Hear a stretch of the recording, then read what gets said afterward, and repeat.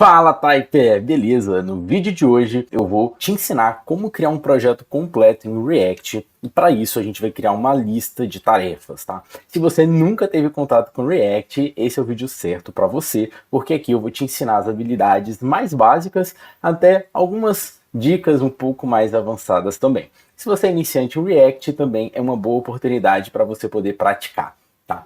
Antes da gente começar, é importante eu falar que para poder fazer essa aula é importante que você antes tenha conhecimentos prévios em HTML, CSS, JavaScript, senão você não vai conseguir acompanhar essa aula, tá? Também é importante eu falar que eu não vou me preocupar na construção dessa aula em fazer o HTML, o CSS da aplicação. A gente vai realmente focar no React, tá? Então eu já vou entregar para você a parte dos estilos e a parte do HTML também, para a gente ganhar tempo e focar naquilo que realmente importa. Se por acaso você não tem conhecimentos em HTML, CSS, JavaScript, a gente tem uma playlist completa aqui no canal, que eu vou deixar o link na descrição, uma playlist chamada Começando do Zero.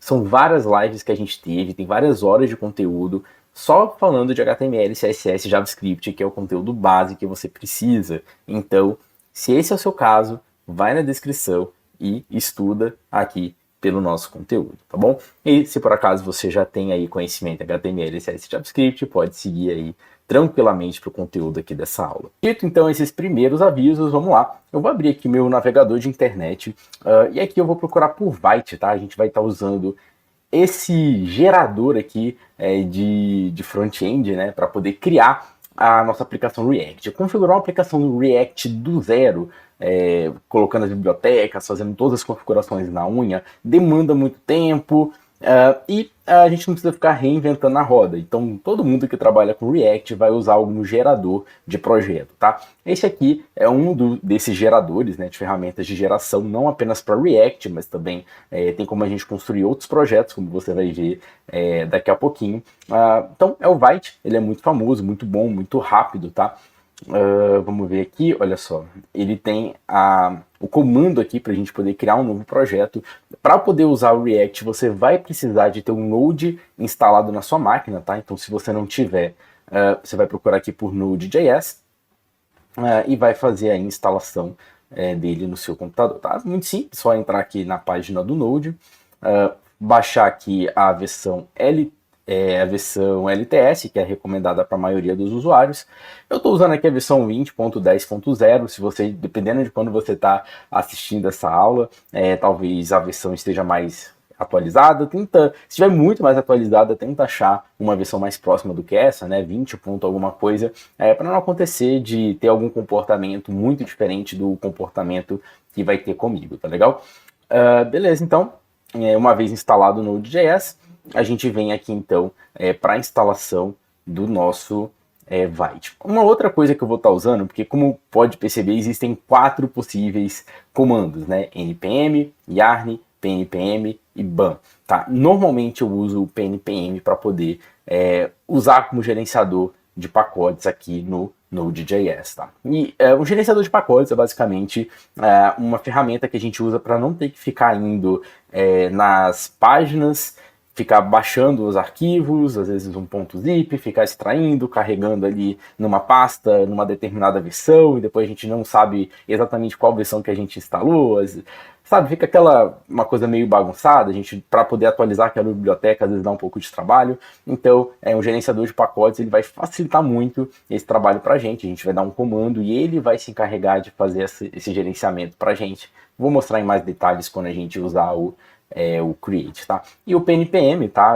Para poder fazer ele funcionar também, você vai precisar instalar ele na sua máquina, é só procurar aqui por pnpm no Google. Deixa eu ver se ele vai abrir aqui. Beleza, olha só, gestor de pacotes rápidos e eficientes. Vamos clicar aqui em iniciar. Tem aqui todos os comandos, né, para o Windows. Se você já tem, né, o Node.js instalado aí na sua máquina, você pode usar o próprio npm para instalar, usando npm install -g pnpm, tá? Ou essa opção aqui de baixo, né? Qualquer uma das duas serve, mas existem várias outras formas aqui de você poder instalar, né? Aqui na guia do lado direito você pode ver aí várias opções. Então eu vou estar usando o pnpm. A principal vantagem do pnpm para mim em relação às outras opções Para ser sincero, eu nunca testei o ban, tá? Tá aqui na minha pipeline em algum momento para poder testar ele. Mas em relação ao NPM e o Yarn, o PNPM ele faz um cache de todas as bibliotecas que você está instalando nos seus projetos. Isso significa que se você tiver um segundo ou terceiro projeto que usa aquelas mesmas bibliotecas com as mesmas versões, ele não vai precisar baixar tudo do zero. Ele já vai usar esse cache e ele vai criar links simbólicos ali dentro do seu projeto, tá? A sua máquina não vai pesar tanto. Esse é um dos problemas do Node Modules, tá? Quando é dentro de projetos Node.js, às vezes fica muito pesado, fica um projeto, às vezes fica com gigabytes. Se você tiver vários projetos, a sua máquina fica inchada, né? E aqui com o PNPM, não apenas para inicializar o projeto muito rápido, né? Para poder configurar tudo muito rápido, por já ter esse cache, por já ter essas libs previamente cadastradas, mas também pelo benefício que ele traz de economizar espaço, tá? Então por isso que eu vou estar usando ele. Se você por acaso quiser usar o NPM ou Yarn, sinta-se à vontade, tá? Aqui eu vou estar usando o NPM. Então vamos abrir aqui de novo o nosso projeto. Eu vou colocar aqui então PNPM, vamos pegar o comando aqui certinho, né? PNPM create vite, né? Vamos usar ele aqui. E beleza, ele pergunta qual que é o nome do nosso projeto, vamos chamar de lista de tarefas. E olha só, ele dá aqui algumas opções, né? A gente pode usar o JavaScript puro, pode criar um projeto Vue, um projeto React, Preact, Lit, Svelte, Solid. Então a gente vai escolher aqui o React. A gente vai estar usando o TypeScript nesse projeto e eu também vou te mostrar alguns dos benefícios. Hoje em dia, todos os meus projetos React eu uso TypeScript, mesmo que seja um projeto muito simples, tá? E eu vou te mostrar, você vai enxergar junto comigo aí esse benefício do TypeScript, caso você ainda não use. Beleza, feito isso, então, eu vou dar um CD, lista de tarefas, e vou dar um code pronto para a gente poder abrir ele no VS Code, tá? Eu imagino que você já deve conhecer o VS Code, mas caso você não conheça, você pode colocar aqui VS Code no Google e baixar essa aplicação aqui, tá? Então, é só baixar e instalar aí no seu computador, tá? Mas vamos lá, então. Você também não é obrigado a usar o VS Code, tá? Mas normalmente a galera que trabalha mais com React, que eu conheço, que eu vejo, a galera usa aqui o VS Code para poder trabalhar. Tem algumas extensões, né, aqui que eu já deixo previamente configurados, Material Icon, legal você ter o Prettier também aí configurado, tá? Que é essa extensão aqui, bacana você deixar instalado. Que ele vai ajudar na formatação aí do seu código. Depois você pode também configurar, né? Depois eu vou mostrar para você certinho como é que você pode configurar o Prettier. Que mais aqui que é relevante? Se tiver mais alguma coisa eu mostro, mas Material Icon, que é esses íconezinhos aqui para ficar com símbolos mais legais. Então acho que é mais esses aqui que eu falei com vocês mesmo, tá? Então vamos lá então. Antes da gente passar cada um desses arquivos, vamos botar esse projeto aqui para rodar, e aí a gente vem falando de cada um dos arquivos, que eu acho que vai ser mais interessante. Então eu vou dar um pnpmi, que é um comando que a gente vai usar para poder fazer a instalação. Pode ser npmi também, ou yarn, eu acredito que também, acho que yarn é só yarn, né? Para poder fazer a instalação. No caso do pnpmi, e aí tem aquele benefício que eu falei com você, dá só uma olhada. Ele tá, download, né, tá 0.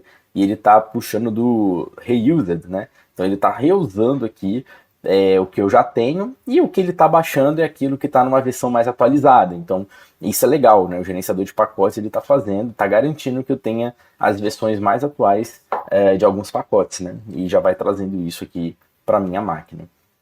Então isso está economizando tempo, está economizando espaço, né, aqui na minha máquina, porque ele não está baixando 100% de tudo, né? Ele tá, olha só, o tanto de biblioteca aqui que ele tá reutilizando. Isso é bem bacana. Vamos aguardar aqui terminar. Beleza, terminado aqui. Ele vai aparecer essa pasta Node Modules, onde ele vai fazer aqui todos os links, né, das bibliotecas que a gente acabou de instalar. Vamos passar principalmente nesse package.json antes de qualquer coisa, tá? Esse package.json, ele é o arquivo raiz do nosso gerenciador de pacotes aqui, né, que a gente está usando, que é o PNPM, né? Aqui ele vai trazer o nome do nosso projeto, se é um projeto privado, se não é, qual que é a versão desse projeto. Esse type aqui é o tipo de JavaScript que a gente está usando, tá? A gente pode usar Module ou CommonJS. O Module tem alguns benefícios da gente poder estar usando o JavaScript mais moderno, com import, export. Né? O CommonJS precisa ser require, enfim, tem outras diferenças também, mas uma das mais representativas é essa. Aqui a gente tem os scripts que a gente pode usar. Script em ambiente de desenvolvimento, né, para a gente poder subir o projeto em ambiente de desenvolvimento, que é o comando que a gente vai dar daqui a pouco. Build, uma vez que a gente finalizou o projeto, a gente quer gerar ali o nosso projeto final, a gente pode rodar esse build. Lint, para a gente usar o ESLint, que é uma das bibliotecas que ele instalou para a gente, para poder verificar se não tem nenhum erro de estilização / configuração ali do nosso projeto. O ESLint ele meio que garante que a gente siga alguns padrões pré-determinados de código, e se ele identificar ali algum erro em relação a TypeScript, em relação a alguma coisa, ele não vai deixar, muitas vezes, da gente fazer o build, né? Vai depender um pouco. Acho que o Vite ele não vai deixar, e o Lint a gente pode executar ele antes do build para não ter surpresas durante o processo. E o preview aqui, que sinceramente eu nunca usei esse preview, então nem sei dizer exatamente o que é. Talvez depois que a gente faz o build, talvez o preview, ele vai fazer o preview do build, eu não sei. Tá? Normalmente eu uso o dev aqui a maior parte do tempo. Vamos aqui para as dependências. Então ele está usando duas bibliotecas, que é a React e a React DOM, a gente já vai falar sobre elas. E aqui, dependências de desenvolvimento, que ele já configura várias para a gente. Isso aqui são os tipos, né? A gente está usando TypeScript, então ele vai instalar aqui alguns types, que a gente já vai entender o que são esses types. Aqui embaixo ele está também instalando o ESLint para o TypeScript, o nosso parser do TypeScript, que é para o TypeScript poder funcionar. Aqui ele está instalando um plugin do React para o Vite. Aqui ele está fazendo as bibliotecas relacionadas ao ESLint, que a gente já conversou, né? Que ele deixa ali algumas regras que a gente tem que seguir para o nosso código ficar ali melhor estilizado, melhor configurado, o próprio TypeScript em si e o próprio Vite em si. Então, ele meio que já instala isso tudo pra gente, já deixa tudo configurado pra gente não ter que ficar aí configurando tudo na mão, tudo do zero. Essa é uma das vantagens da gente usar o Vite, tá? Então eu vou dar aqui embaixo um pnpm e vou usar esse comando aqui do script dev, tá? A gente pode criar no futuro também outros scripts, tá? Se a gente quiser, tipo um start aqui, e aí eu coloco o comando aqui que eu quero, enfim. Mais uma curiosidade mesmo. Mas vamos colocar aqui um pnpm dev, então. Beleza, olha só, já está aqui rodando no localhost 5173. Vamos abrir ela aqui, Open in Browser. Opa, abriu duas vezes aqui. Beleza, olha só, já temos aqui o nosso projeto rodando. Esse é um projeto padrão aqui que o Vite traz pra gente, que é o logo aqui do Vite com o logo do React e um contador que a gente vai clicando, esse contador aqui vai aumentando, né? E ele fala aqui pra gente editar esse arquivo src/pptsx para a gente poder editar aqui a interface. E ele fala aqui para poder clicar no Vite, no logo, para poder entrar no site, né, de cada plataforma e poder aprender mais. Beleza? A gente conheceu isso aqui já, deixa eu só dar uns Ctrl+Z aqui, beleza? Vamos passar aqui por todos os arquivos então, como primeiro pelo vite.config, configurações do Vite, né? Ele está configurando aqui o React, que é o que a gente está usando nesse projeto. Se aí tiver alguma configuração muito específica que a gente precisa fazer no Vite, a gente faz aqui. Aqui a gente tem dois arquivos do tsconfig, tsconfig.json, tsconfig.node. É aqui onde vão estar as configurações do TypeScript em relação ao nosso projeto. Então, também, se a gente quiser modificar alguma coisa relacionada ao comportamento padrão que o Vite instala para a gente troca aqui. A princípio, a gente não precisa mexer em nenhum desses arquivos, tá? Tudo vem pré-configurado para a gente, então só se tiver realmente alguma coisa que você precisa trocar. Normalmente eu não troco. Aqui ele vem o README, né? Quando você sobe esse projeto aqui para um GitHub ou para algum repositório, essas informações aqui que vão aparecer inicialmente. Ele usa Markdown, que é uma linguagem, né, para a gente poder criar aqui documentos. Ele tem esse pnpm-lock, que é onde ele vai falar quais foram as bibliotecas que ele instalou, né, quais são as versões dessas bibliotecas. Só que algumas bibliotecas que a gente instala precisa de usar outras bibliotecas. Então ele fala também quais são as bibliotecas que ele instalou por causa de uma biblioteca que a gente instalou. entendeu? Então aqui ele faz o controle dessas versões. Então, como ele é um gerenciador de pacotes e faz esse controle das versões para a gente, aqui no pm-lock ele vai trazer então todas essas informações até para ele poder ali usar como referência também, tá? A package.json a gente já viu. Index.html é o index de fato aqui do nosso projeto, né? Se a gente vier aqui, a gente vai ver que temos o título aqui em cima, Vite mais React mais TS, é exatamente o título que a gente tem aqui. Já pode até começar a alterar algumas coisas, né? Colocar a lista de tarefas aqui pra gente. Aqui onde tem em inglês, a gente pode colocar um PTBR. Eu acho que é isso, né? Aqui tem a logo, o icon aqui, a logo do Vite aqui em cima, a gente pode tirar, porque a gente não vai querer usar essa logo, né? Então ele vai sumir.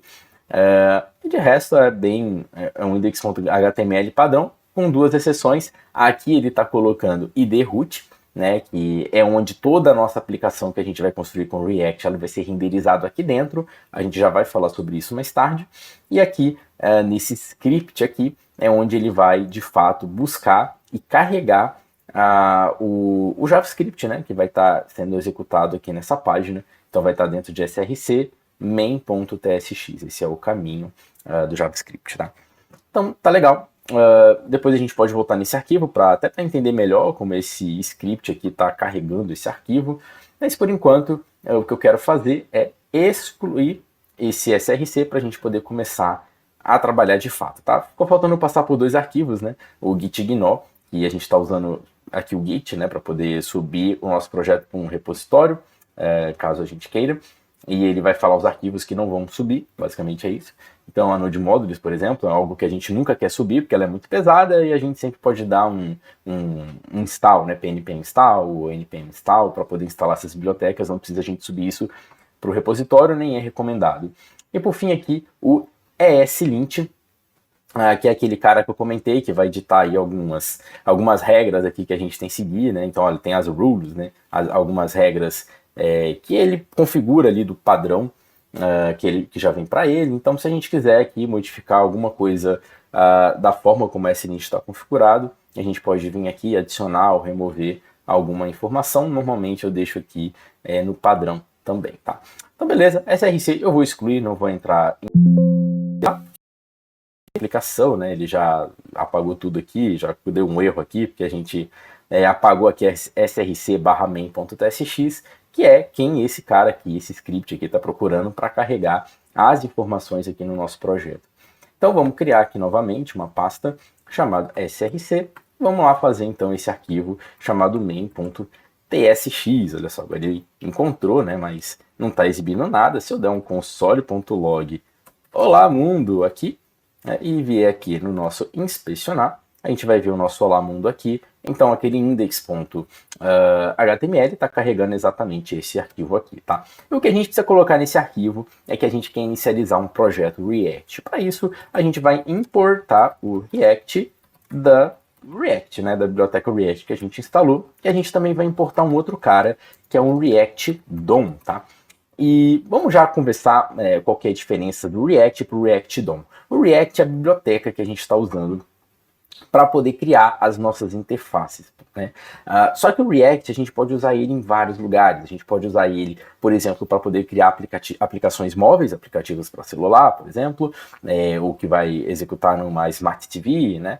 Então, a gente pode estar usando o React também para rodar no browser, no navegador de internet. Então, o React DOM é basicamente o React que vai rodar no browser, no navegador de internet. Então, por isso que a gente precisa dos dois. Um é uma biblioteca que vai ter as ferramentas do React para a gente poder usar, e o React DOM é onde ele vai fazer a conexão, a ligação entre aquilo que a gente está criando no React e o Document Object Model, né? Que esse DOM significa Document Object Model, que é nada mais nada menos do que o nosso navegador interpreta ali do JavaScript para renderizar as nossas interfaces, tá? Então, por conta, só uma correção aqui, React DOM /client aqui, tá? Tem que ser client aqui. Então, beleza, então a gente vai fazer o seguinte, React DOM, ponto, e ele vai falar esse create root. Então, eu vou começar usando a biblioteca do DOM, e eu vou falar para ele qual é o elemento que ele tem que injetar a minha aplicação React que eu vou desenvolver. Então a gente lembra esse ID root que a gente colocou aqui, então é exatamente aqui dentro que a gente vai querer injetar a nossa aplicação. Então para isso eu vou usar um document.getElementsById e vou colocar aqui root, tá? Só tem um problema aqui, né, que está dando um alerta, que ele está falando que eu posso ter errado alguma coisa, esse ID não existir, então nesse caso ele retornaria null aqui, né? Então ele reclama, só que eu posso colocar um ponto de exclamação no final, dizendo o seguinte, isso aqui é do TypeScript, tá? O TypeScript ele tem essa preocupação do tipo de dado que a gente está colocando para ajudar a gente, caso a gente cometa algum erro, ele vai meio que alertar para a gente que a gente está cometendo um erro. Esse ponto de exclamação é tipo assim, TypeScript, confia, vai dar certo, né? Eu tô falando para ele que eu tenho certeza que vai retornar alguma coisa, ele tá ignorando aqui para mim esse null aqui, né? Eu tô falando que, como se eu falasse para ele, olha, vai voltar alguma coisa aqui, eu tenho certeza. Então eu coloco aqui esse ponto de exclamação entre esses dois parênteses aqui, né? Document.getElementById e no final aqui esse ponto de exclamação, tá? E agora eu posso colocar um ponto render, né? Beleza, o que é que eu quero renderizar aqui dentro? Então vamos começar a criar aqui como se fosse um HTML aqui dentro, né? Parece mágica aqui, né? Colocar um Olá Mundo aqui dentro, dessa forma, e se eu vir aqui, já aparece aqui na nossa interface um Olá Mundo. Sendo mais curioso aqui, né, se a gente quiser inspecionar de fato o que está acontecendo aqui, a gente vê o div b igual root e o nosso main que a gente acabou de colocar dentro ali do Olá Mundo. Tá? Mas coisa estranha, eu estou no arquivo TypeScript, né, e ele está renderizando HTML, isso aqui é HTML de fato, e na verdade não, tá? E isso aqui que a gente está colocando aqui não é HTML. A gente vai usar as mesmas tags, o comportamento é muito parecido, parece que a gente está fazendo HTML, mas na verdade isso daqui é JSX, né? Nesse caso aqui seria TSX, porque é em TypeScript, mas é o JSX. Isso aqui vai ser depois convertido pelo TypeScript e pelo nosso processador, né? Que a gente está usando aqui do Vite. Isso vai ser convertido para vários comandos JavaScript que vão falar para o nosso navegador criar alguma coisa. Vamos enxergar isso aqui um pouco melhor, tá? Vamos dar um build aqui, npm build, porque no build a gente vai ver exatamente como é que ele está convertendo. Olha só, ele já deu um erro aqui. Lembra que eu comentei lá do slint para você, né? Ele está reclamando que eu estou importando o React aqui, eu não estou usando, né? Esse React aqui, na verdade, eu quero usar ele para fazer o seguinte, react.strictMode. Eu quero usar esse strict mode. Esse strict mode é o seguinte, ele vai renderizar mais de uma vez a minha aplicação que eu estou criando aqui, meio que para poder garantir que eu não estou cometendo nenhum erro, nem nada desse tipo, tá? Acredito que é mais do que isso que o Strict Mode faz, mas eu acho que a principal função dele é essa, é meio que fazer uma verificação adicional em ambiente de desenvolvimento para garantir que não tem nenhum erro, nenhuma falha ali dentro da nossa aplicação, e se tiver ele vai gerar ali alguns alertas para a gente. Então, por isso que eu importei aqui o React a princípio, mas daqui a pouco a gente vai usar ainda mais. Olha só, ele fez o build, né, eu dei o npm build aqui, e ele criou uma pasta chamada dist aqui pra gente. Se a gente vier aqui na index.html, a gente tem praticamente a mesma coisa que a gente tinha antes, com a diferença que agora ele está, olha só, importando um arquivo JavaScript aqui, né, porque o nosso navegador, a princípio, não lê TypeScript, né, ele lê JavaScript, aqui ele está puxando certinho a informação.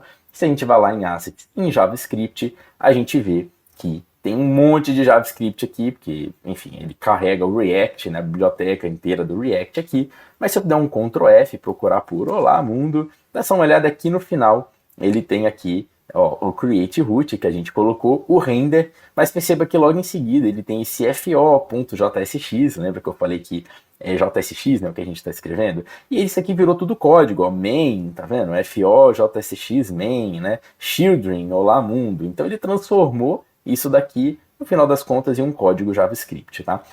Para ele conseguir, de fato, renderizar. Então, isso é importante porque a gente não vai conseguir usar, por exemplo, classe aqui dentro, né? No HTML a gente usaria classe, passaria as classes. Isso aqui é um problema, porque no JavaScript classe significa outra coisa, uma palavra reservada. Então ele vai reclamar, né? Ele vai falar, olha, você não pode usar classe. Aqui você tem que usar class name, né, no lugar de classe, para poder funcionar. E também a gente vai ter aí alguns superpoderes, né, os nossos tags aqui, eles vão receber várias coisas, vários comandos adicionais aqui, que normalmente não teria no HTML, que vão ajudar a gente a criar a nossa interface, tá? Antes da gente continuar, vamos fazer o seguinte, eu quero passar para você um conceito de componente, porque a gente pode vir aqui e começar a desenvolver toda a nossa aplicação aqui dentro, mas normalmente o que a gente faz é separar a nossa aplicação em um componente separado. Então eu vou criar aqui um arquivo, eu vou fazendo aqui e vou explicar para você o porquê, app.tsx, e aqui eu vou exportar uma função, function, chamada app, que vai retornar aquele mesmo main olá mundo. Dessa forma aqui, export function, faltou aqui o abre e fecha as parênteses, né? E eu vou importar ele aqui, tá? Eu vou importar ele aqui em cima, import app from .app, e vou colocar ele aqui como se ele fosse um HTML aqui, olha só, com esse fecha barra, né? E esse sinal aqui, né? Dessa forma aqui, igual os inputs, né? Não vou fazer igual esse strict mode, né, que ele abre e fecha. Eu posso colocar aqui dessa forma, ele reclamou aqui, tá, porque eu estou usando só o export, né, então tem que ser dessa forma aqui. Eu vou salvar isso aqui, e se eu vier, olha só, vou até atualizar aqui, o nosso Olá Mundo, ele segue aqui, tá, o nosso Olá Mundo, ele segue aqui. Interessante, né? Então, o que aconteceu aqui na realidade? A gente criou um componente, a gente extraiu uma lógica do nosso código e a gente trouxe aqui para um outro arquivo. Isso vai possibilitar algumas coisas. O primeiro é a reutilização de componentes. Então, se eu quisesse colocar 3 apps aqui, por exemplo, né, não faria isso, mas se eu quisesse, olha só, ele repete 3 vezes. Então, eu consigo criar componentes separados e reutilizar ele várias vezes, tá? Um segundo benefício aqui que eu tenho também é a organização do código, né? Eu posso ir quebrando meu código em pedaços menores para ficar mais organizado. Só toma cuidado com isso, porque se você quebrar ele demais, isso pode ser um problema, tá bom? Tá bom, vamos vir aqui então para o nosso app.tsx e vamos começar de fato a criar a nossa aplicação, né? Então eu já tenho aqui previamente preparado um código aqui em HTML aqui para a gente poder usar, né? Na verdade ele está em JSX, né? Não é nem HTML, como né, já tem esse class name e tudo mais. Então eu vou copiar ele aqui. Vamos copiar ele aqui, e aqui no lugar do return main, eu vou colar ele aqui, tá?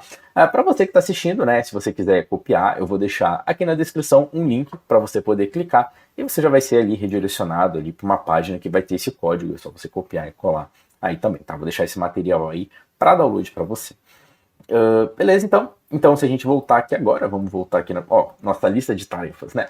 E beleza, tá ok, a gente consegue, né, tem os botões, né, o título, a gente escreve a nova nota aqui, aqui vai ter as tarefas a realizar, tarefas realizadas, a gente vai colocar se foi realizado ou não, né, ou se já foi realizado, a gente quiser retornar, clique em retornar ou excluir, mas tá meio feio, né, visualmente assim, tá meio ruim, então vamos lá, vamos criar um arquivo aqui, vamos chamar ele de, sei lá, pode ser de style.css, né, pode ser. E aqui também vai ter os estilos que eu vou deixar também aí na descrição, né? Um link na descrição para você poder colocar. Dá um Ctrl C, vou dar um Ctrl V, vou salvar, vou voltar e adivinha só, nada funcionou. Por quê? Porque eu não importei esse arquivo .css em nenhum lugar, né? Então eu preciso trazer ele aqui para dentro do meu projeto. Eu fechei aqui todos os arquivos só para não ficar muito bagunçado. Posso vir aqui em app.tsx e olha só como é simples importar CSS aqui, né? Posso vir aqui no topo dele, colocar um import aqui e colocar aqui um ponto barra style.css. Dessa forma, se eu voltar, tcharam, né, já é uma outra aplicação, como o CSS faz diferença aqui, né? Como é que os estilos fazem bastante diferença aqui pra gente. Então, essa aplicação que a gente vai ter que fazer funcionar, né? Então, é isso. Importar CSS é dessa forma que a gente vai trazer dentro do nosso projeto, né? Importe direto aqui. Não precisa ir lá no index.html e trazer aqui, não tem necessidade, ok? Beleza, então agora vamos passar rapidamente aqui no nosso código, né? Principalmente aqui nesse código JSX, para a gente ver o que está acontecendo. Então a gente tem uma tag main, né? Esse tag main a gente está passando aqui uma class name, como eu comentei, é uma classe, né, no HTML padrão, só que a gente tem que colocar class name porque é JSX. Aqui então a gente tem o nosso título e a gente tem aqui 3 seções. Primeira seção, a gente vai estar colocando aqui o nosso input, onde tem aqui o placeholder nova nota, onde a gente vai escrever a nova nota que a gente quer criar. Vai ter aqui um botãozinho de salvar. Na seção, né, na segunda seção, a gente vai ter aqui as tarefas a realizar. Já tem aqui dois exemplos de tarefa, né?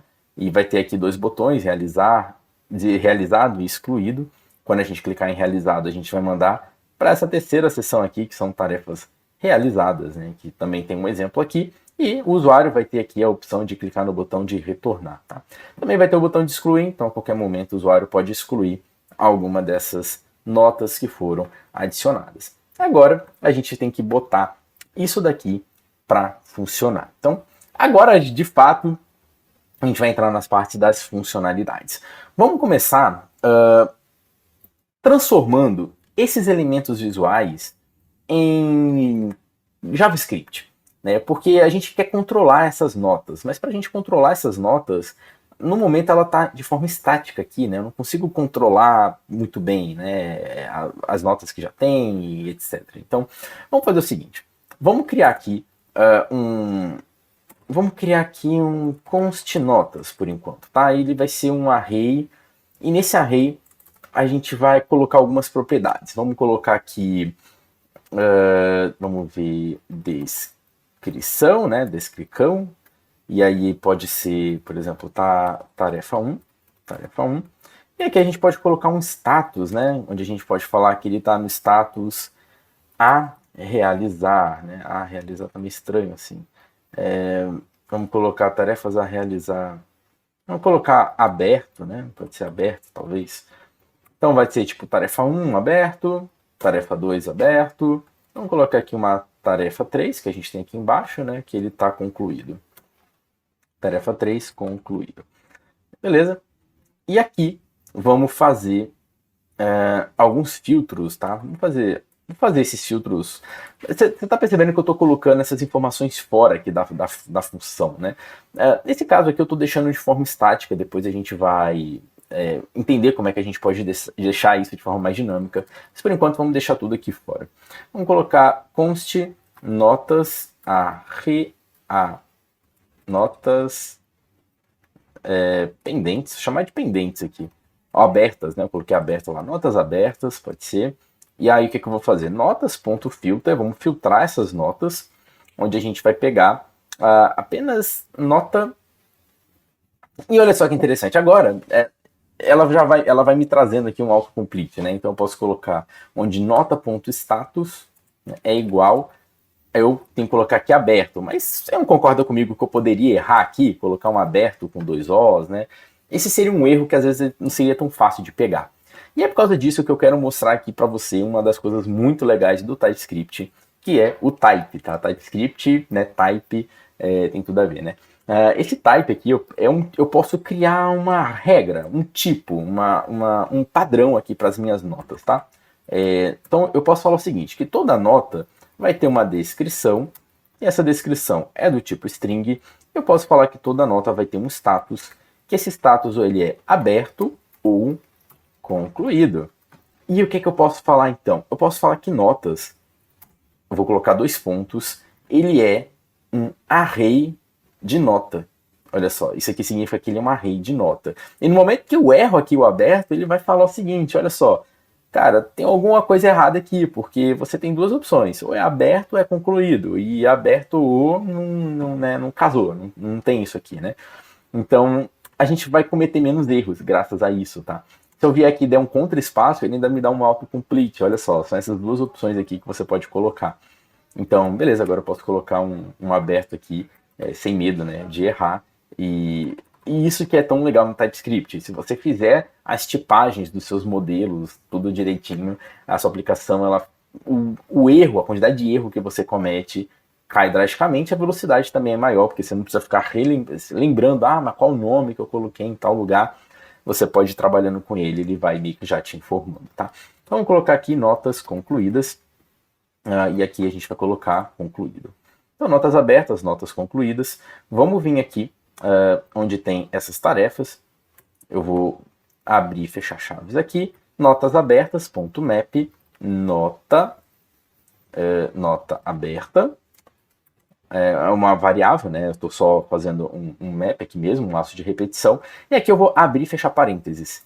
E aqui dentro eu vou pegar exatamente esse LI que está aqui. Vou dar um Ctrl X, um Ctrl V aqui dentro. Vou remover esse segundo LI. E aqui, onde tem esse tarefa 1, eu vou tirar, abrir e fechar chaves. Vou pegar esse nota aberta, né? Que é esse carinha aqui que está chegando aqui. Vou colocar um ponto descrição dessa forma. Vou salvar, vou voltar lá na minha tela e olha só que interessante, tarefa 1, né? Se eu vier aqui e trocar esse nome, eu vou colocar aqui, por exemplo, comprar pão, e aqui eu vou colocar comprar leite, e salvar, tá aqui já comprar pão, comprar leite, tá? O que aconteceu aqui exatamente?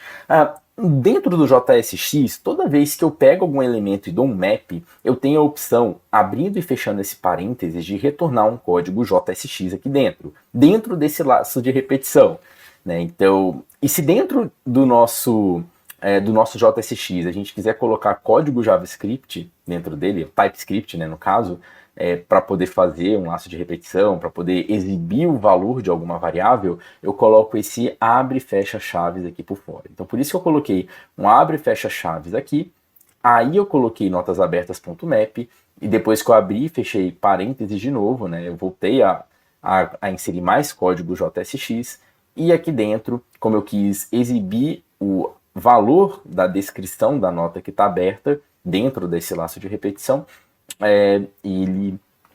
eu coloquei abre e fecha chaves aqui de novo, tá? Então, vou fazer a mesma coisa aqui para o notas concluídas agora.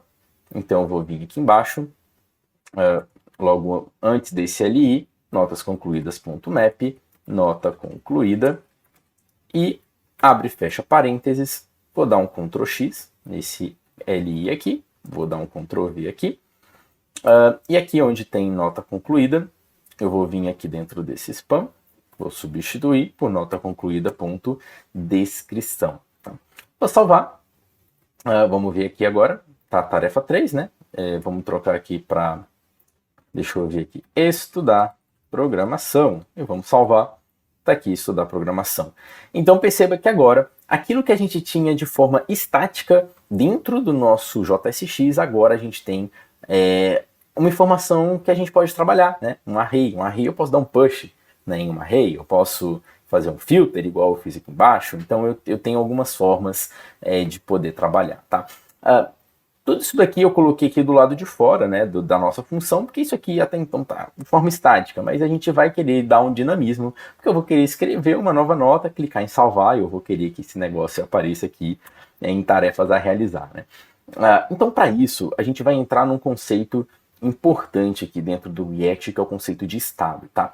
Toda vez que a gente tiver alguma informação que a gente vai precisar ficar alterando no JavaScript e a gente quer que ele altere também na nossa visualização, né, no nosso DOM, no nosso browser, a gente vai meio que precisar fazer o controle do estado, né, dessa aplicação. A gente vai precisar falar, olha, DOM, browser, essa variável minha aqui, essa minha constante notas aqui, recebeu um item a mais, né? Ou ele foi modificado. Eu preciso que você atualize todos os lugares onde ela está sendo exibida para poder acrescentar essa informação.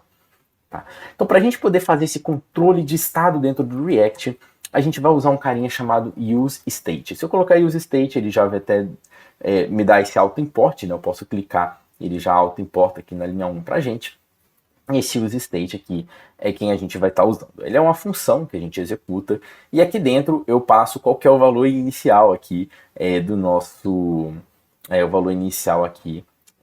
estado, tá? Então eu vou dar um Ctrl X aqui onde está a nota, vou dar um Ctrl V aqui dentro, e para a gente poder atribuir isso daqui à nota, a gente vai colocar const, vai colocar um array, e a gente vai colocar notas assim, dessa forma, né? Diferente de como estava antes. E para a gente poder ter essa tipagem aqui que a gente colocou, né? Vou até dar um Ctrl X aqui, a gente vai colocar ele dessa forma aqui dentro do useState, tá? A gente vai colocar nota dentro desse sinal de maior, menor e maior, né?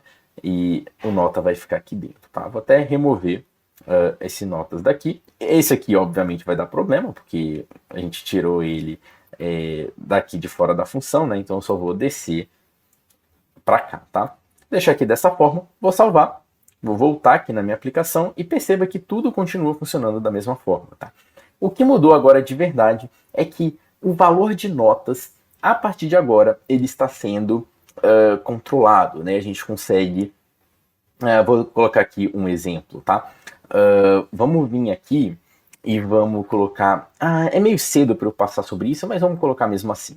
Tem uma função aqui no React chamada useEffect, né? Também já auto-importei aqui em cima. Então, eu vou abrir e fechar parênteses. O useEffect, ele pode receber uma função, eu estou passando aqui um arrow function, como primeiro parâmetro, e como segundo parâmetro ele recebe um array de dependência. Como assim? Posso falar o seguinte, passar notas aqui, e eu falar para ele que toda vez que notas sofrer algum tipo de alteração, eu quero que alguma coisa aconteça. Então, eu posso dar um console.log e vou só falar nota exclamação, tá? Vou voltar aqui, vou dar um Ctrl Shift I, e perceba que nota que apareceu inclusive 2 vezes.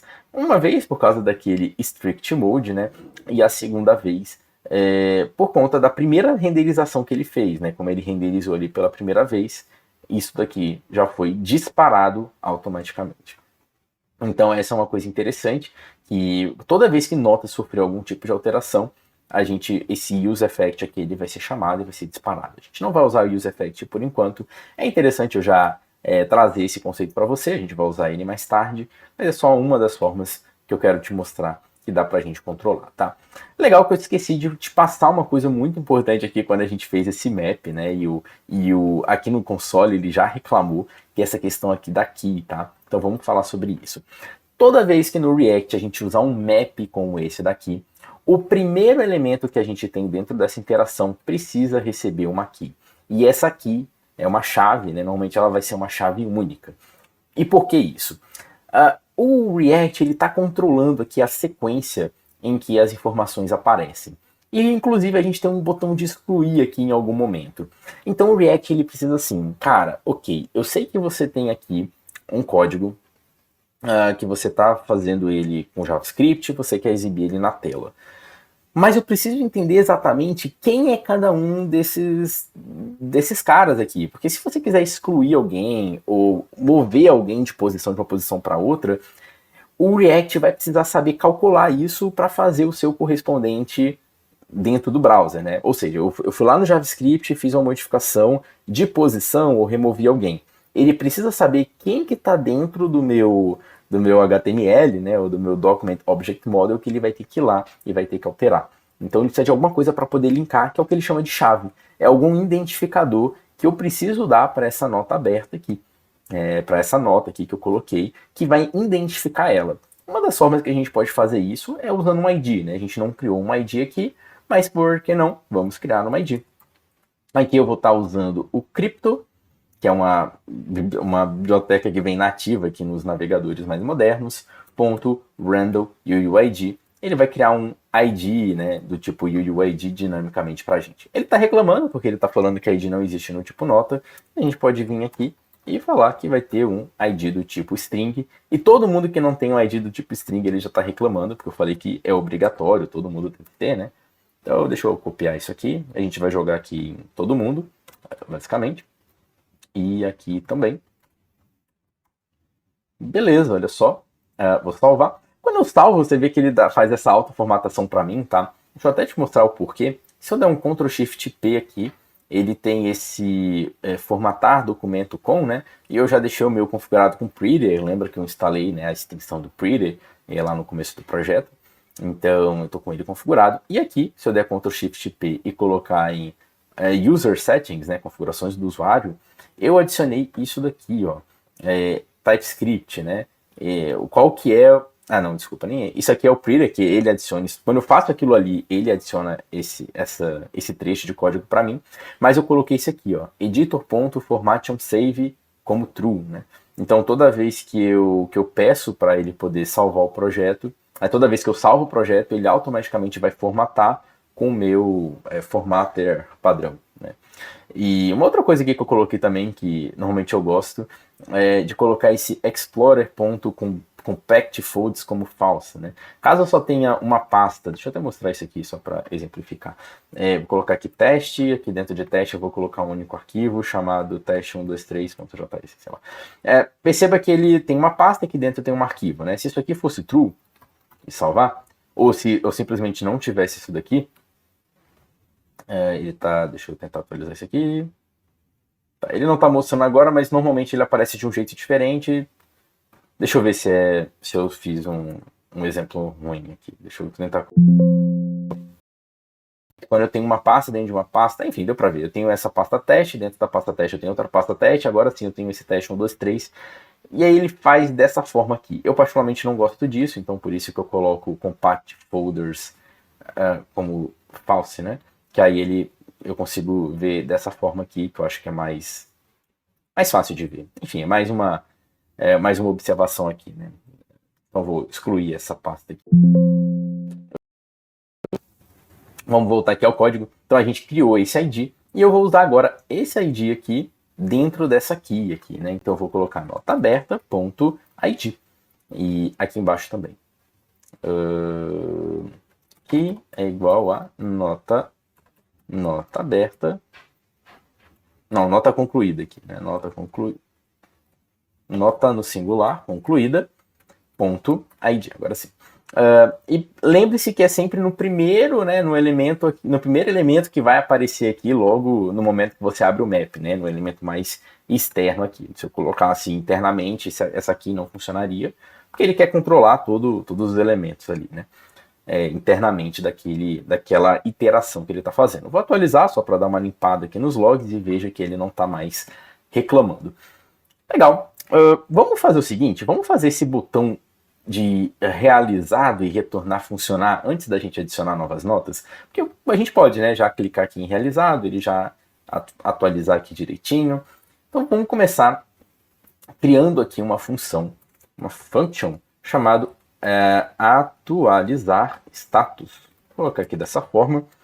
E dentro dessa função, o que eu quero que faça? Eu quero que eu vou receber aqui qual é o status, né, o novo status que eu quero. Então eu vou colocar aqui status e olha só, ele vai reclamar o TypeScript falando assim, cara, qual é o tipo desse status? É um número, é uma string, é qualquer coisa, né? Então eu poderia, por exemplo, falar um N, cara, isso aqui é qualquer coisa. Eu poderia falar, não, esse status é uma string. Ou eu posso ser ainda mais específico, que é o que eu vou fazer. Eu posso falar que o status lembra que a gente definiu esse type nota? É nota, só que mais do que nota, é nota status. Então ele é um status que está dentro da nota. Eu posso colocar dessa forma aqui.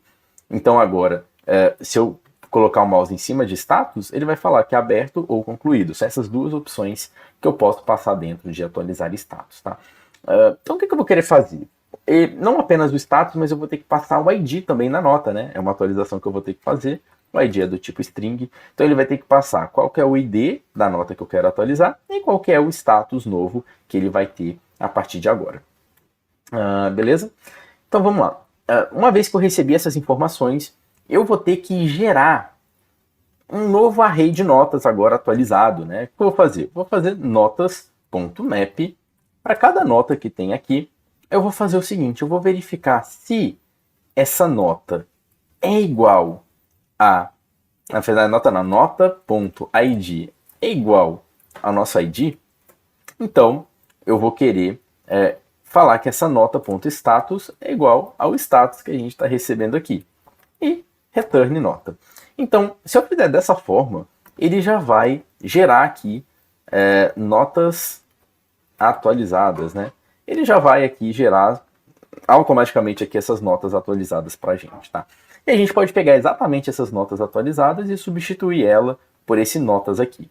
É um pouco tentador, né? A gente querer só vir direto aqui e colocar, tipo, notas igual, sabe? Tipo, dar um igual aqui direto, né? E tirar esse constante aqui, jogar um let, enfim, alguma coisa maluca dessa forma. Só que isso daqui não é como o React funciona, tá? Toda vez que a gente quer atualizar um estado, a gente precisa de alguma forma notificar a nossa aplicação de que isso está acontecendo. para o React poder fazer todas as atualizações da forma correta. Lembra, eu não estou simplesmente atualizando uma variável em JavaScript. Eu estou atualizando um estado dentro de uma aplicação que tem efeitos colaterais, que vai atualizar, né, em outros lugares, e ele precisa ser inteligente o bastante para fazer isso. Então, por isso que nesse array aqui que a gente colocou aqui de notas, existe um segundo item aqui desse array, chamado, que a gente pode chamar de 7 notas, né? Você pode colocar o nome que quiser, mas por convenção, a gente coloca esse 7 aqui na frente, e em seguida, eu cliquei no botão errado aqui, em seguida a gente coloca o nome aqui do estado, né? Isso é uma convenção bacana, que aí, isso aqui é uma função, que a gente pode usar essa função aqui, depois, né, que gerei aqui essas notas atualizadas, para poder atualizar as nossas notas, tá? Beleza, então essa função aqui ela já deve funcionar, então vamos fazer o seguinte, vamos vir aqui nesse botão realizado, e para a gente poder adicionar um evento de clique nesse botão, eu posso criar essa propriedade aqui chamada onClick, e aqui eu vou poder passar uma função aqui para ele, e essa função eu vou falar que eu quero usar essa função aqui de atualizar status, tá? E nessa função de atualizar status, eu vou passar o primeiro parâmetro ID, que é a nota aberta.id, e o segundo parâmetro é o status, como é o status de realizado, né? Nesse caso vai ser concluído. Eu vou colocar aqui concluído, perceba que ele me deu um autocomplete, né? Dando um contra-espaço aqui. E vou salvar. E isso já deve fazer funcionar. Vamos testar aqui. Tem aqui comprar pão, se eu clicar em realizado, ele veio aqui para baixo. Comprar leite, se clicar em realizado, ele veio aqui para baixo. Então tá funcionando, né? E aí talvez algo que você pode estar pensando nossa, Rodrigo, mas você está substituindo todas as notas, não seria mais eficiente você substituir uma única nota, né, ou alguma coisa assim? E algo que o React ele é muito bom, que é o seguinte, quando você gera esse novo array aqui de notas, ele não vai aqui no nosso Document Object Model, né, aqui no nosso browser, e ele sai atualizando todos os componentes, não. Ele consegue fazer uma comparação, tá? Tem algo que ele chama de Virtual DOM. Ele meio que calcula como é que vai ficar o resultado final visualmente da nossa aplicação antes de fato ir lá no browser e aplicar.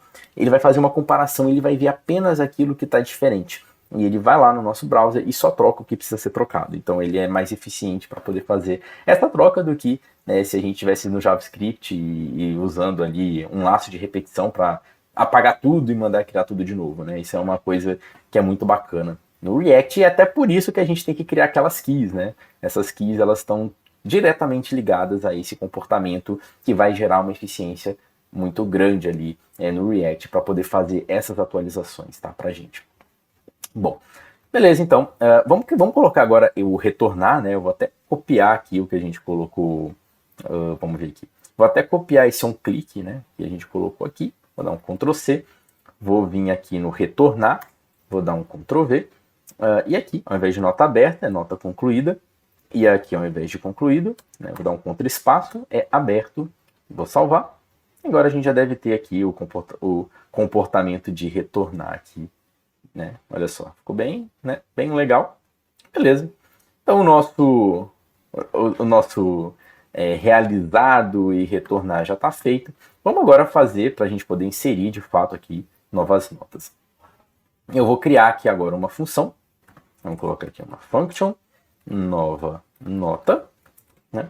E essa função, o que é que ela vai fazer? A gente pode fazer algo mais ou menos parecido, né, com o que a gente já fez. Const notas atualizadas é igual. Aí o que a gente pode fazer? Eu posso pegar esse array, né, colocar 3 pontinhos. Deixa eu ver, eu quero que essa nova nota ela apareça no começo ou no final do array? A gente pode falar que ela vai aparecer no começo, né? Então aqui eu vou adicionar a nova nota e depois 3 pontinhos, notas. Então é uma forma aqui que eu estou adicionando um novo objeto, né? Notas atualizadas, eu posso tipar isso aqui, falando que ele é um array de notas, né? Então ele está reclamando aqui, falando que falta ID, descrição e status. Isso é legal, porque se eu der um contra-espaço agora, ele vai dando esses autocompletes para a gente, né? Então eu posso vir aqui em ID, usando aqui o crypto.random UUID, executando essa função. Eu posso vir aqui descrição, e aqui a descrição eu vou precisar receber aqui como parâmetro, né, de nova nota. É uma opção, ou a gente ainda não chegou nessa parte, mas quando eu escrever aqui no nosso input a informação, eu posso também controlar o estado do que está sendo escrito aqui dentro do input, né? Então isso é bem legal. Então vou criar um novo estado, const chamado de nova, sei lá, descrição input. Vamos colocar assim, set descrição input, né? Só estou colocando sem acento aqui, né? E use state. E aí eu vou colocar uma string vazia, porque esse input vai começar com uma string vazia, tá?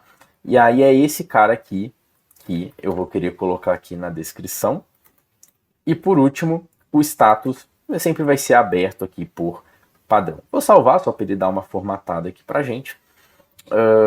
Beleza. E eu sei o que você deve estar pensando, tá? Legal, mas até agora não tem nenhuma conexão entre esse input e esse estado que a gente fez, então a gente pode fazer isso aqui agora, né? Vamos vir aqui no nosso input, e aqui dentro desse input eu posso colocar um value aqui dentro, onde esse value vai ser o... como é que eu coloquei lá em cima? Esse value vai ser o descrição input.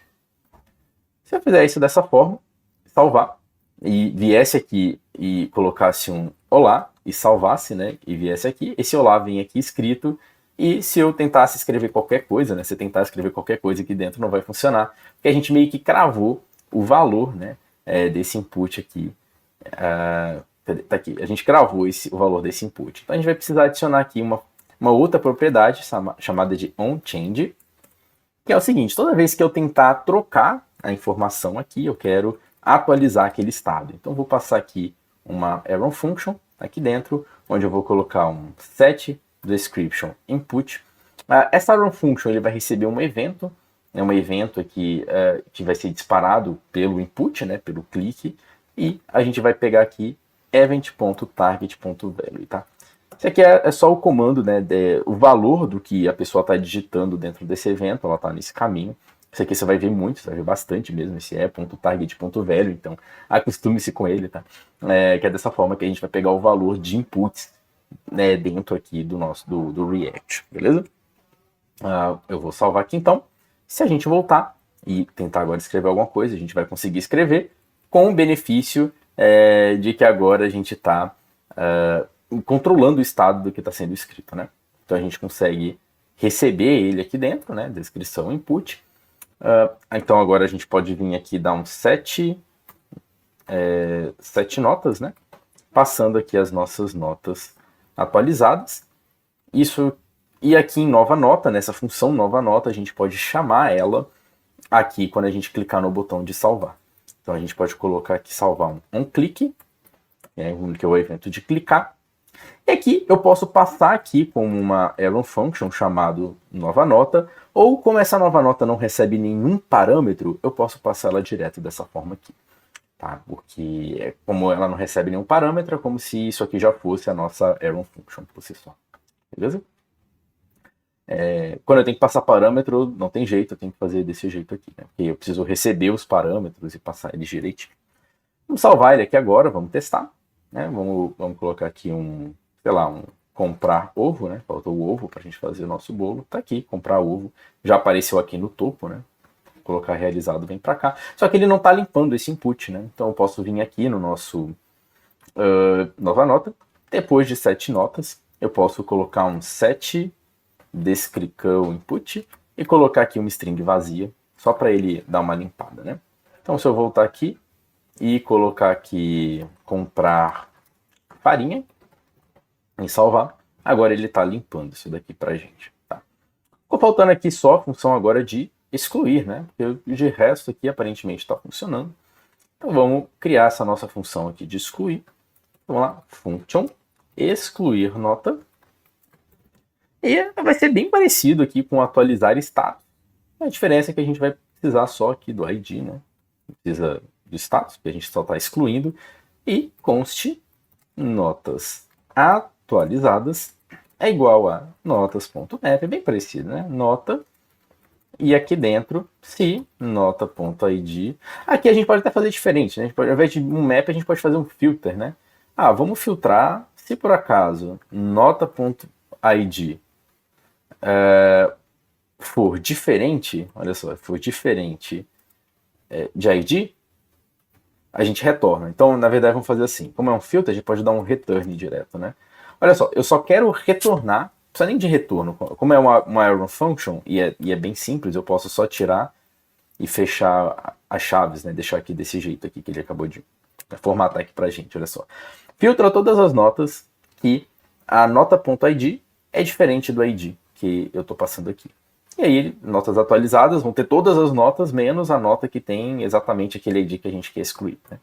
Então, agora a gente pode colocar um set notas, passando aqui as notas atualizadas. E esse excluir nota é só a gente colocar aqui nos botões, né? Botão excluir, dentro lá do nosso onClick, passando aqui uma arrow function, preciso colocar uma arrow function porque ele vai receber um parâmetro aqui dentro, nota aberta.id, e de forma muito parecida, aqui embaixo, onClick, também recebendo aqui nota concluída.id.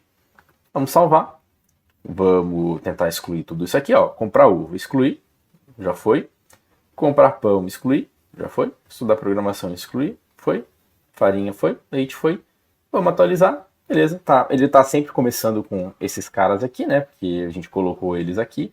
Vamos deixar isso aqui limpo agora. Vamos ver. Esse olá aqui também está vindo aqui, né, vamos limpar isso daqui. Beleza, agora a gente tem uma aplicação limpa, então eu posso colocar comprar ovo, comprar farinha, comprar leite. Tá sempre ficando aqui em cima. Vamos dizer que farinha já foi, farinha veio para cá, ovo já foi, ovo veio para cá, leite já foi. Posso depois retornar. Posso aqui excluir a farinha. Beleza, está funcionando. Se eu atualizar, ele meio que apaga tudo. Então a última coisa que a gente vai fazer aqui agora é persistir os dados caso eu atualize a tela, né? Então a gente vai estar salvando essas informações em algum lugar. A gente vai estar usando o local storage aqui do nosso navegador. Então, se a gente clicar aqui em Application, aqui no Chrome, né? Estou usando o Chrome aqui. A gente vai ter aqui esse local storage aqui, tá? Então, aqui dentro a gente pode salvar. Tem até notas aqui, vou excluir. Isso vai estar provavelmente limpo assim, dessa forma. Então, a gente vai salvar aqui as informações. Como é que a gente faz isso? Muito simples. Eu vou criar duas funções, tá? Eu vou criar uma função para salvar notas. Salvar notas. Eu vou criar uma outra função para buscar notas. Buscar notas, tá? Salvar notas vai ser o seguinte. Eu vou colocar aqui local storage, ponto, e já vai me dando aqui algumas opções, né? Set item, notas. Eu passo uma chave aqui, qualquer chave que eu quero, que aqui é chave e valor, né? Do lado esquerdo é uma chave para eu poder recuperar depois e o valor que eu quero que essa chave tenha. E do lado direito, eu gostaria muito de passar notas assim, dessa forma direto, só que isso tem um problema, que ele só salva string aqui. Então antes eu preciso transformar esse notas em uma string. Então vou dar um JSON.stringify, notas assim dessa forma, só para ele transformar aqui o meu array em string. Tá? E aqui o buscar notas, a gente pode fazer o seguinte, vamos local storage.getItem, então a gente vai pegar aqui a notas, né? Então ele vai trazer aqui uma string, isso aqui vai ser uma string, só que aqui a gente vai precisar de fazer um JSON.parse, deu um Ctrl+X aqui, tá? Um JSON.parse, só para poder transformar essa string que está voltando em um array de novo aqui, tá? Ele está reclamando porque talvez isso aqui retorne nulo, né? Talvez isso aqui não retorne nada. Eu posso falar o seguinte, cara, se isso aqui não retornar nada, colocar duas interrogações, considera um array vazio aqui no formato de string, né? Então ele vai pegar uma string que tem um array vazio e vai retornar esse cara. Vou colocar um return aqui. Tá? Então basicamente a gente já tem salvar notas, a gente tem buscar notas. Vamos colocar isso aqui para funcionar. Esse buscar notas a gente vai colocar aqui dentro desse useState aqui que a gente fez. Ao invés de passar um array vazio, a gente vai colocar aqui buscar notas. E esse salvar notas, lembra do useEffect que a gente usou antes? Exatamente, a gente vai usar agora o useEffect aqui. Só relembrando, ele vai receber dois parâmetros, tá? Uma função que recebe dois parâmetros. Primeiro é uma função falando o que vai acontecer quando o que tiver aqui dentro do array sofrer algum tipo de alteração. Se o array estiver vazio, significa que ele vai executar uma única vez quando ele for carregado e não vai executar mais. Só quando o componente for carregado, né? Se forem vários componentes, ele vai carregar uma vez para cada um desses componentes que estão sendo carregados. Mas nesse caso a gente vai falar o seguinte, notas, sempre que notas for modificado, a gente vai executar a função salvar notas. Olha só que coisa legal. Vamos testar para ver se isso aqui vai funcionar. Então vamos lá, comprar ovo, salvar, vamos atualizar nossa aplicação e o comprar ovo ele continua aqui. E olha só aqui no nosso local storage, né? Perceba que aqui em value ele tem isso aqui está como string, né? Ele mostra aqui pra gente como se fosse um objeto, mas na verdade isso aqui está salvo como uma string, né? Não sei se eu consigo pedir para ele mostrar aqui pra gente como string, não sei se tem essa opção, mas está aqui salvo pra gente, né? Então se eu colocar comprar leite, salvar, e vier no comprar ovo realizado e mandar atualizar, ele já vai puxar aqui automaticamente tudo certinho pra gente e já vai vindo aqui no nosso local storage também, tudo certinho também, beleza? Bom, é isso, eu acho que a gente aprendeu bastante coisa aqui, né? Vamos só recapitular. Você aprendeu como criar um projeto em React, você aprendeu sobre para que serve cada um, né, desses arquivos aqui de dentro do projeto. Você aprendeu como criar do zero, né? Pagando o SRC e fazendo tudo do zero.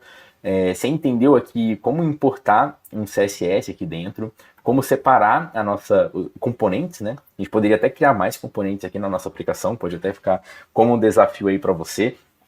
Talvez separar essas notas aqui, né? Essas notas que a gente fez aqui, esses cardzinhos aqui em componentes separados, né? Ou talvez vai ser uma tarefa interessante. Você vai ter que buscar alguns conhecimentos adicionais, porque a gente não falou sobre como passar parâmetros. Isso pode ficar para uma outra aula, né? Como é que a gente faz para passar parâmetros de um componente para o outro.